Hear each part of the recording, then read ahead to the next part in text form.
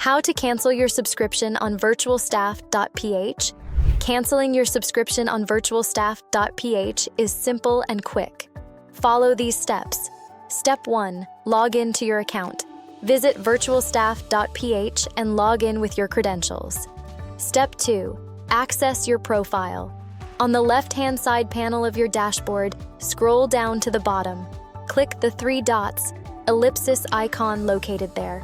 From the menu that appears, select your profile. Step 3. Cancel your subscription.